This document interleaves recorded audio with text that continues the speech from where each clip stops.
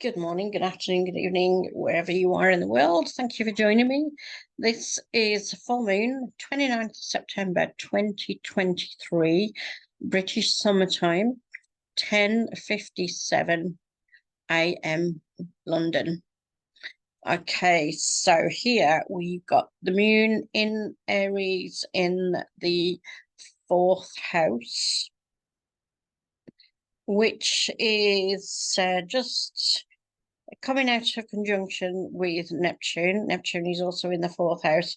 Fourth house deals with family, so your roots, your heritage. And that could also be your country, where you live, the world even, the roots. So you can expand on that. It's also the aura, your aura, that energetic body around just your physical body. Now you'll see there's quite a few planets and points in retrograde there. That's because the moon is quite fast moving. The moon only has to orbit around the Earth, doesn't it? So it doesn't have much space to cover.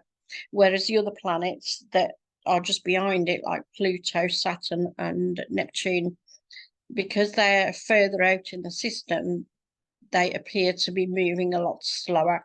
They've got a lot further distance than the moon has to cover, which is why they know it in retrograde. The moon has just passed them in orbit, basically. And you see there's some of the other planets as well, because they've also had points or planets that have passed them in orbit. It doesn't mean that the planets are going slower or backwards. That is not the case. It just means that something that is quicker moving or has less space to cover has just moved past them, and therefore it appears that they are going slower. Nothing more.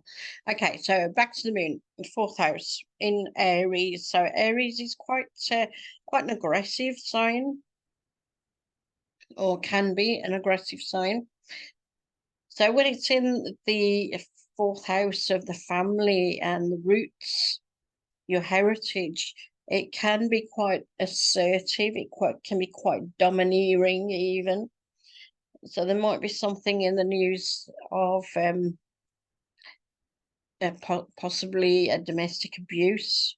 It could be riots in the country. It could be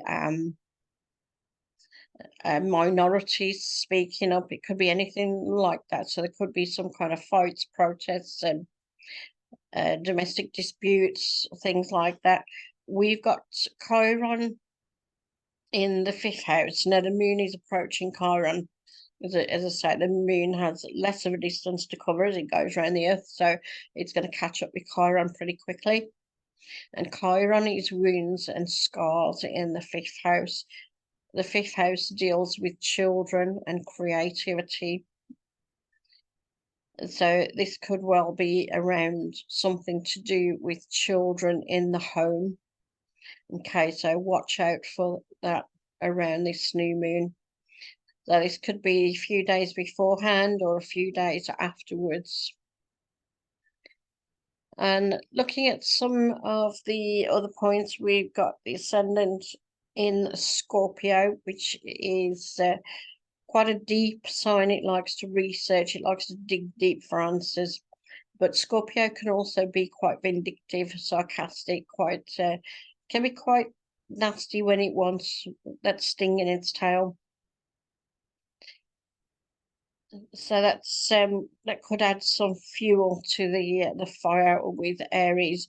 Mars used to be the ruler of Scorpio before Pluto was discovered, and Mars, as you probably know, is the planet of Aries, where the moon is at the moment. So that ascendant could be added some fuel to the fire with that one. Okay, so it's yeah, something to watch out for there. And that ascendant is also on an inconjunct, or quincunx as they call it, with Chiron, the wounds.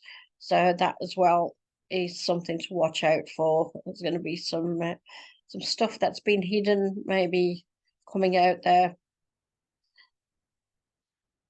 Maybe people still want things hidden. We've still got Pluto in Capricorn, but that's retrograde, so it's going a little bit slower. It's just come out of conjunction with some of the faster moving points, like the moon, for instance. The moon's just gone past there. So that's things still being hidden. There's still push though to get to bring things out into the open, but Capricorn is still putting limits and boundaries around that. Okay, so there you have that one. Anyway, look out for those things. And as I say, a couple of days before and a couple of days afterwards on that full moon then. Let me know what you think in the comments below. Don't forget to click like and subscribe.